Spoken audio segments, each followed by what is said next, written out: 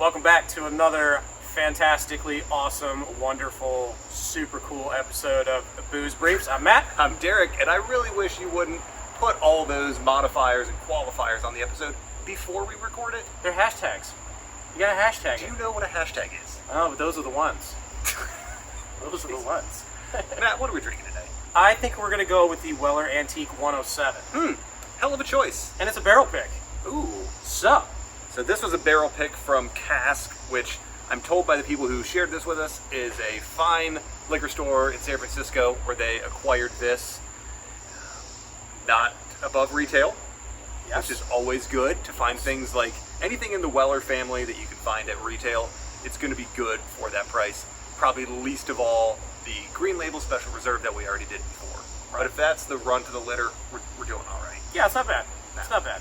So Matt, how about you pour this guy? Oh, why don't I gotta pour this time? Because I'm going to read some notes. Reading notes is one of my favorite things to do. Okay. So I'm not going to read the whole Pappy story. If you're watching a YouTube channel about bourbon, you know the Pappy story. But this Weller Antique, you'll see it called Antique 107, 107, OWA, all kinds of different things like that. Got snatched up by Buffalo Trace years ago. This is a terrible write-up. Why did I pull this one? This is stupid, man. Because you're dumb. Yeah, I'm going to find a different site. Show prep. All right. While he's interneting, I got this. In a minute. it has definitely got some heat. You were not lied to. No. Can you guess the proof? Let's see. It's Antique 107. Carry the one. 53 and a half? That's probably a pretty good Hey, guess. all right. Probably a pretty good guess. It smells way hotter than that, just FYI. Oh, does it now? Yeah. I should find that out. It's good though. How about I just go back to the label because they actually have a story on this one? That'd be the right thing to do. It's your normal thing. I don't know why you're trying to change stuff up.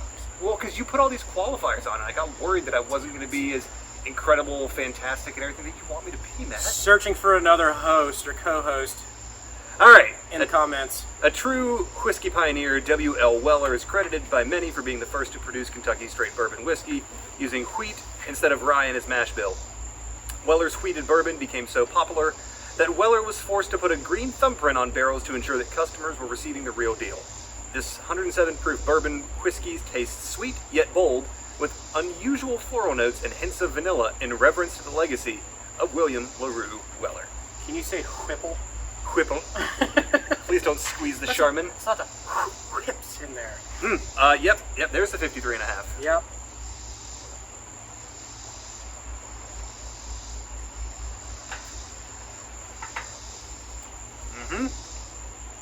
But you don't get it on, you don't get that in the mouthfeel. Oh, I do. You do? Oh, yeah. Candy ass. I get all the heat up front on this one, not so much on the finish, like not on the way down. No, and like now it's just sweetness. It's thick. It's thick. That's good. Yeah. It's got good color. Darker. It's got good legs in the glass. And like all things that are related to Buffalo Trace, they don't share what the mash bill is. We just know it's at least 51% corn. Yep. And the rest is for you to find out and then tell us. And then we can make it. We're not going to do that. We're just going to buy it. So what? I thought you meant that we'd make updates to the video, not we'd make our own Weller. Why not? You got spare time. I do. Okay. I don't. Yeah. So the tasting notes on this? Yes. What were the things that they said that you should pick out? They said... I wasn't listening when you read it. I appreciate the respect. Unusual floral notes and hints of vanilla. The unusual floral notes. Not a word that I've seen. We've done a lot of reviews. I've read a lot of labels. I don't know that I've ever heard somebody use the word unusual about their own flavor. And what is an unusual floral? Well, I don't think a lot of bourbons that I think of are floral. So I think any kind of floral thing in bourbon is unusual. Doesn't mean it's rare or one of a kind, but it's just unusual. I guess. Maybe an unusual floral flavor. Yeah. Or smell would have been better. It's certainly not as floral as the Hendrick's Summer Solstice Gin I tried earlier. That's really floral. I don't know. Jury's still out on that one. I don't think I'm a fan of that one. That tasted weird. If you like gin, you drink gin. Beefeater. Can't do it. This I can do. Yes. This I like a lot. And you mentioned on the last video that you like a bourbon that kind of burns your face off. Yeah. Where's this getting on that scale? For you. It doesn't tingle the gums, Okay. but it's up there. It's got a lot of, there's just a lot going on with If it. this doesn't tingle your gums, Matt, I really think you might need to see a dentist. Well, I just don't have gums. Ah. No, I think it's definitely got the heat. It brings a punch, but it's not just overwhelming you with heat. It's thick. It's rich. It coats the mouth well. See, I don't think this is that chewy, that thick and rich of a bourbon. Really? It's got a long finish on it, though. It does. I think it has a long finish, and I think that's probably more from the heat that's on this. But it's not one, I mean, like this, the 1910s and 20s, those have some chew to them.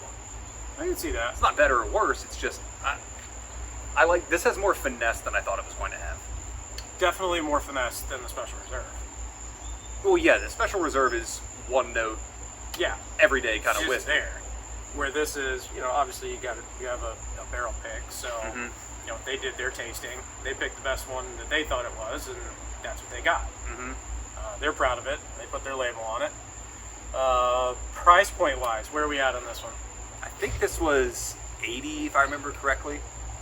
Okay, I think it's Now, that was also purchased in San Francisco where this store is, so Okay. you have to add the California taxes involved. True. So I don't know what retail on this is, 60 to 80. Let's just say it's in that range. okay. So we'll just split the difference and call it a $70 bottle. Does that Compromise. sound good? Well done, sir. I like that. Tip of the cap to you. Yes. So in the realm of $70 bourbons, we've had a few on here. A couple ryes, couple others. Where are you putting that on there? I'm going to put you on the spot. I'm starting to get a little more of that citrus orange note to it. Really? Just a little bit. It's a different orange than in the Lot B. Which is Pappy, by the way. Yeah, now I'm dropping names. But it's a different orange. This is more like a rich orange. The Pappy Lot B was like brighter orange peel. Yeah, I think I'm going to follow your lead on this one before I give it a score, because bringing down that 53%. One more for good luck. All right. Today, Junior. Ah, damn that! You scared me. It was like 8 drops.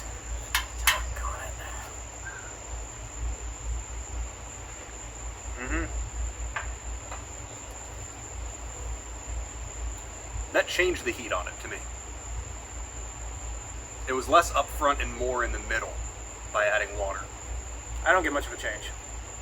Not, the flavors and the nose, not so much, but just the way it hit my palate. I need to spread the heat out more.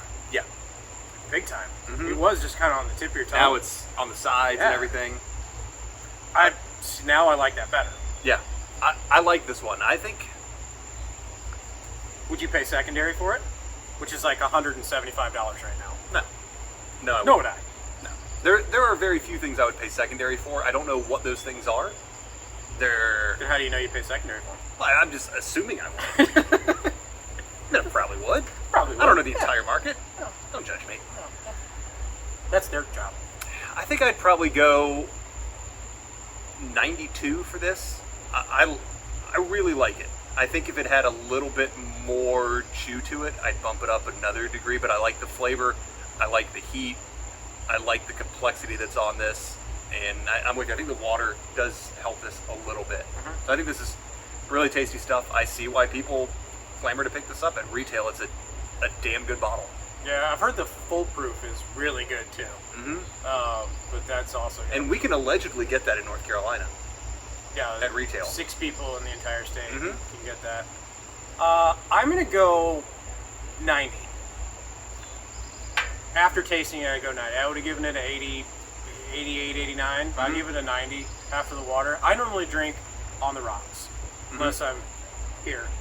And then, because you frown upon that.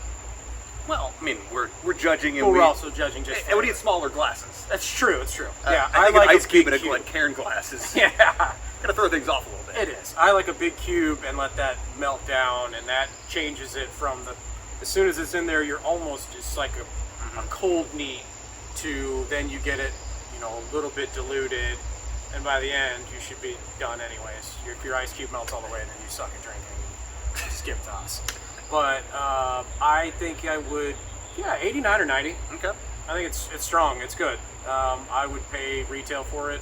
I don't know that I'd go 10 or 20% over retail if I could find it. If I found it for $85 or $90, I'd probably buy it. Okay. Yeah. Any final thoughts? Yeah.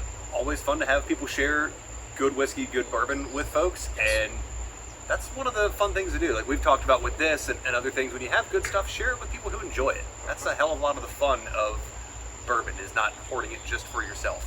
Yeah. Yes, I'm talking to the people who find the 6 bottles of Weller Full Proof in North Carolina and we're like, look at the honey hole I found. I'm not telling you where it is. Yeah, don't be that guy. Jerk. Be the guy who shares it with friends. Please. Make it his friend. Me too. Yeah, I don't want to. All right. Well, until they watch the next video, where can they find us and keep up with what you and I are drinking during the week? Instagram, at Booze Briefs. Facebook. That's how you spell Booze Briefs. If you've had too many drinks, Yep. pretty easy. You can screenshot it. Then you can find it. It's really easy. Don't screenshot me, please. Oh yeah, screenshot them. Make a meme out of them. Do something. Already had that happen once at a Canes game. That's not good. That's not good. But we got some other fun stuff coming up here. We've got some fun episodes. We're going to do some head-to-heads, and hopefully those go well, and we don't have too much of them. But until next time, drink up, cheers, have fun, and we'll see you next time. Bye, everybody.